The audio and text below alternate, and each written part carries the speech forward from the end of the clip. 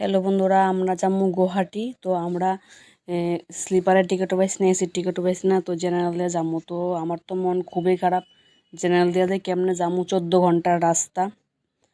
তো চিন্তা করতেছি যদি সিট না পাই দাঁড়িয়ে যাওয়ান লাগবো। আর এদিকে তো প্রচুর মানুষ, আমার মনে হয় তারও টিকিট না পাইয়া তখন জেনারেল দিয়ে যাইব। তো ট্রেনের মধ্যে উঠলাম, উঠটা দিহি একটাও সিট নাই, সব সিট বুকিং, এমনকি মানুষ দাঁড়ায়ও যাইতেছে, কেউ নিচে শুয়ে রয়েছে, কেউ বইয়া রয়েছে। আমার তো দেখা মাথাটা আরও খারাপ হয়ে গেছে, মনটাও খারাপ হয়ে গেছে। তখন কী যে করি। তো শেষে কিছুক্ষণ দাঁড়ার পর একটা সিট পাইছি, আমার ছেলেরে একজন বসার লেখা জায়গা দিছিল, তো ছেলেরে কুলে নিয়ে বইয়ে গেছি। তার আমার হাজব্যান্ড তো ঘন্টার পর ঘন্টা দাঁড়া রয়েছে, সেই দাঁড়ায় এসে যাইতেছে। তো অনেকক্ষণ দাঁড়ানোর পর ফাইনালি জায়গা পাইছে, সেটাও আরেকজনের জায়গা দিছে, একটু দয়া করে সেটা। তো যাক, তো 14 ঘন্টা ট্রেনের মধ্যে খুবই কষ্ট হইতেছে, এত প্রচণ্ড গরম। তো নামলাম ট্রেনের থেকে 14 ঘন্টার পর।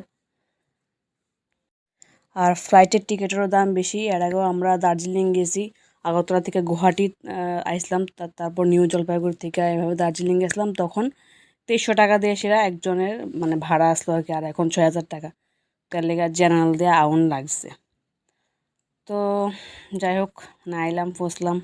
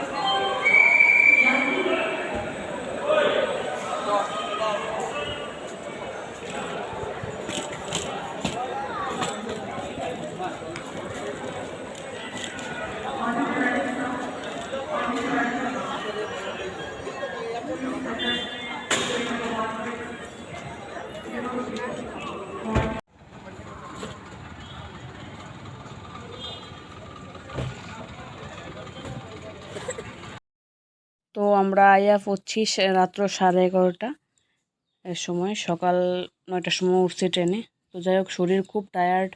তো আমরা যাবো এখন হোটেলে, ওটার মধ্যে উঠা গেছি, যাবো এখন হোটেলে। কম টাকার মধ্যে তো আমরা আইয়া পড়ছি হোটেলে। তো ভিডিওটা তোমার কাছে কেমন লাগছে তোমরা কইও।